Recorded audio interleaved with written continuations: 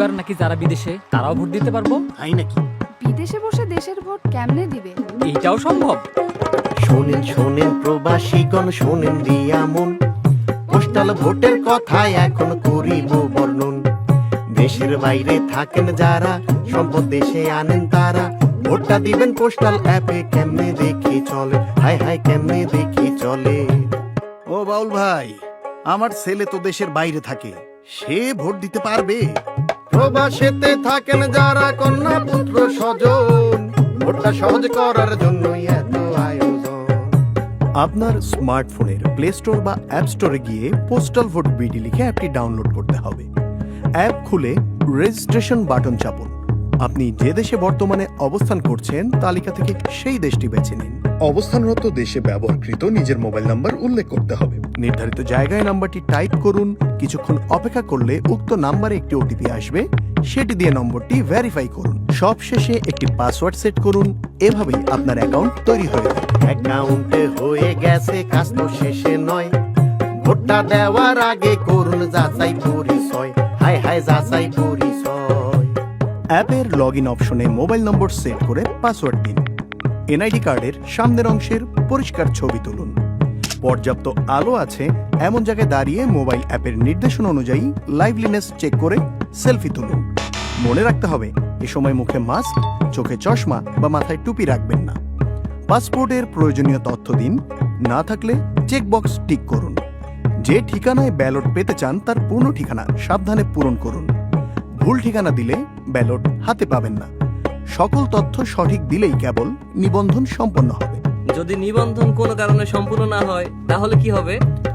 যদি আপনার নিবন্ধন সফল না হয় তাহলে নির্বাচন কমিশনের নির্ধারিত পদ্ধতিতে নিবন্ধন প্রক্রিয়া সম্পন্ন করা হবে। যদি কোনো প্রকার ত্রুটি কিংবা ভুল ইনফরমেশন পাওয়া যায় তাহলে নিবন্ধনটি বাতিল করা হবে। সবাই পাবে ভোটের সুযোগ, বাইরে কিংবা ঘরে। চলেন দেখি কি হয় এইবার নিবন্ধনের পরে, হায় হায় নিবন্ধনের পরে। নির্বাচন কমিশন থেকে বাংলাদেশ ডাক বিভাগের মাধ্যমে আপনার ঠিকানায় একটি পোস্টাল প্যাকেট আসবে।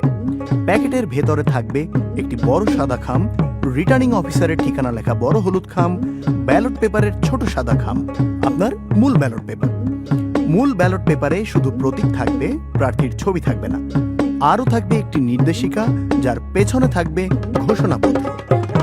আরো শোনেন প্রবাসীরা, শোনেন দিয়া মন, ভোটের আগে লাগবে অ্যাপে ভেরিফিকেশন। ব্যালট পাওয়ার পর আবার অ্যাপে লগ ইন করুন। পুনরায় লাইভলিনেস চেক দিয়ে নিজের পরিচয় নিশ্চিত করুন। নির্দেশনা অনুযায়ী রিটার্ন খামের কিউআর কোড স্ক্যান করে ব্যালট প্রাপ্তি নিশ্চিত করুন। নির্বাচন কমিশন থেকে প্রতীক বরাদ্দ হলে অ্যাপে আপনার আসনের প্রার্থীদের প্রতীক দেখে নিন। পছন্দের প্রার্থীর প্রতীকের পাশে দিবেন একটা টিক, পাশে দিবেন একটা টিক। ভোটটা বাতিল হবে যদি চিহ্ন থাকে একাধিক। ও বাল ভাই, আর কি আছে বাকি? নির্দেশিকা দেখে ঘোষণাপত্র পূরণ করে শেষে সাইন দিন। তথ্য যেন সঠিক থাকে তা আবার দেখে নিন। ব্যালট পেপারে টিক অথবা ক্রস চিহ্ন দেওয়ার পর ব্যালট পেপারটি সাদা ছোট ব্যালট খামে ভরে বন্ধ করে দিন। এরপর ঘোষণাপত্র পূরণ করে ব্যালট খাম সহ বড় হলুদ খামে ঢুকিয়ে খাম বন্ধ করুন।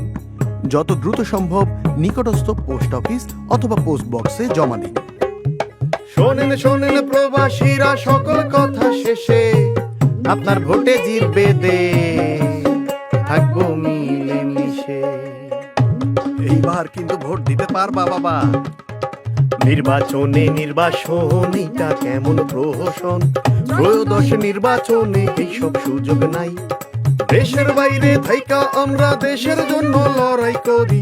আমার ভোটটাও এইবার তোমরা গুইনা রাইখো ভাই, তোমরা গুইনা রাইখো ভাই। ব্যবহার করুন অফিসিয়াল লিংক অথবা অ্যাপ। কোড অথবা পাসওয়ার্ড কারোর সাথে শেয়ার করবেন না। ব্যালট পেপারে একটি মাত্র টিক বা ক্রস চিহ্ন দিতে হবে। আপনার ভোটের গোপনীয়তা বজায় রাখুন, কারোর সাথে শেয়ার করবেন না। মনে রাখবেন, ভোটের গোপনীয়তা ভঙ্গে আইনানুগ ব্যবস্থা সহ এনআইডি ব্লক করা হতে পারে।